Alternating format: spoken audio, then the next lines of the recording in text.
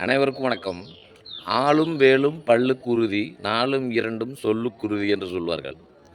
ஆலமரமும் வேலமரமும் பல்லுக்கு உறுதியாக இருக்கும்.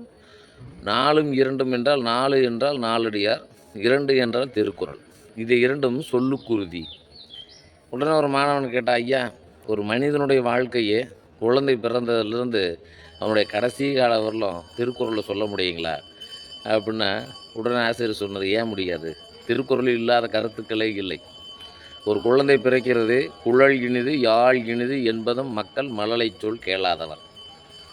அதாவது அந்த குழல் ஓசை இனிதாக இருக்கிறது, யாழ் ஓசை இனிதாக இருக்கிறது என்று சொல்கிறார் அல்லவா, அவர்கள் அந்த குழந்தையினுடைய பேச்சை இனிமையான சொற்களை கேட்காதவர் அப்படின்னு குழந்தை பிறந்ததுக்கு ஒரு திருக்குறள் சொல்கிறாரு. ஐயா, அந்த குழந்தை வளர்ந்து பள்ளிக்கூடம் சேர்த்துறாரு அவங்க அப்பா. தந்தை மகற்காற்றும் நன்றி அவையத்து முந்தி இருப்பச் செயல். அப்போ கல்வி கற்றாதான் எல்லா இடத்துலையும் முன்னாடி இருக்க முடியும். அப்போ அப்பா என்ன செய்கிறாரு, அந்த பையனை கொண்டு போய் பள்ளிக்கூடத்தில் சேர்த்துறாரு. இப்போ பையன் என்ன பண்ணுறான், பள்ளிக்கூடத்தில் படிக்கிறான். கற்க கசடர கற்பவை கற்றபி நிற்க அதற்கு தக. நல்லா படிக்கிறான். நல்லா படித்து அவன் கிளாஸில் முதல் மதிப்பெண் பெறான். அப்போ அவங்க அம்மா ரொம்ப சந்தோஷப்படுறாங்க. ஈன்ற பொழுதின் பெருதுவக்கும் தன் மகனை சான்றோன் என கேட்ட தாய். அந்த மகனை ஈன்ற பொழுதில் இருக்கின்ற சந்தோஷத்தை விட தன் மகன் நன்றாக படிக்கிறான் என்று கேட்டாரவா, அந்த மகிழ்ச்சி மிகவும் இனிதாக இருக்கிறது. இன்னும் அந்த பையன் நல்லா படித்து வெளிநாடு வேலைக்கு போகிறான், அல்லது வெளியூர் போகிறான், பெரிய கம்பெனிகளுக்கு போகிறான். யாதானும் நாடாமல் ஊறாமல் என்னொருவன் சாந்துணையும் கல்லாதவர். கற்றவர்கள் எந்த இடத்திற்கு சென்றாலும் அவர்கள் சிறப்பாகவே இருப்பார்கள் அப்படின்னு வள்ளுவர் சொல்கிறார் பாருங்க. உடனே அந்த மாணவன் நன்றாக படித்து வேலைக்கு போனவன்ல நல்லா சம்பாதிக்கிறான். அப்போது அந்த சம்பாதித்தை வச்சு அவன் என்ன செய்கிறான், தன்னுடைய குடும்பத்தையே மேலே கொண்டு வரான். குடி செய்வல் என்னும் ஒருவருக்கு தெய்வம் மடிதட்டு தான் முந்தரும். குடி செய்வல் என்னுடைய வீட்டை நான் ஏழை வீட்டை நான் வசதியானவனாக மாற்றுவேன் என்று எவனொரு முயற்சி செய்கின்றானோ அவனுக்கு தெய்வமே உதவி செய்யும். எவ்வளோ அற்புதம் பாருங்கள். உடனே அந்த மாணவன் பொருளை ஈட்டுகின்றான். செய்க பொருளை செருணர் செருக்கற்கும் எஃக அதனில் கூறியதில். அந்த உலகத்தில் மிகப்பெரிய ஆயுதம் எதுன்னு கேட்டிங்கன்னா பணம்.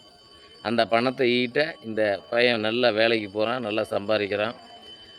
அந்த பணத்தை வச்சு பெருங்குடையான் பேணான் வெகுளி அவனை மருங்குடையான் மாநிலத்து இல். அவன் தன்னுடைய சொந்தங்களுக்கு எல்லாம், தன்னுடைய உறவினர்களுக்கெல்லாம், தன் தாய் தந்தையருக்கெல்லாம் அந்த பணத்தை வைத்து உதவி செய்கின்றான். பெரும் புகழ் அடைகின்றான். அந்த மகனுக்கு திருமணம் பண்ணி வைக்கிறாங்க. மனைத்தக்க மாண்புடையலாகி தற்கொண்டான் வள்ளத்தக்கால் வாழ்க்கை துணை. நல்ல வாழ்க்கை துணை அமைகிறது. இப்படி நன்றாக படித்து வேலைக்கு சென்று பொருளை ஈட்டி நல்ல துணையை பெற்று வையத்துள் வாழ்வாங்கு வாழ்பவன் வானுரையும் தெய்வத்துள் வைக்கப்படும். இப்படி எல்லா சிறப்புகளையும் பெற்று வாழ்கின்றான். காலங்கள் செல்ல செல்ல இறுதியில் அவனுக்கு ஒரு நாள் உடம்பை தனித்துளிய புல் பறந்தற்றே உடம்போடு உயிரிடை நட்பு. வயதாகி மூப்பின் காரணமாக அவன் இந்த உலகை வாழ்வையே நீர்த்து விடுதலை பெற்று முட்டை கூற்றிலிருந்து பறவை வெளியே செல்வது போல உடல் கூற்றிலிருந்து உயிர் வெளியே சென்றது. அதற்கு இந்த உலகம் சொல்லியது, நெருநெல் உளன் ஒருவன் இன்றில்லை என்னும் பெருமை உடைத்து உலகே. நேற்று இருந்தவன் இன்னைக்கு இல்லை, அதுதான் உலகம். ஒரு மனிதனுடைய வாழ்க்கை பிறந்ததிலிருந்து இறக்கின்ற வரை வள்ளுவர் எப்படி சொல்லியிருக்காரு பாருங்க. இன்னும் ஆயிரக்கணக்கான கருத்துக்கள் திருக்குறளிலே பொதிந்து கிடக்கின்றன. தொடர்ந்து பாருங்கள். திருக்குறளை படிப்போம், வாழ்வில் மகிழ்வோம்.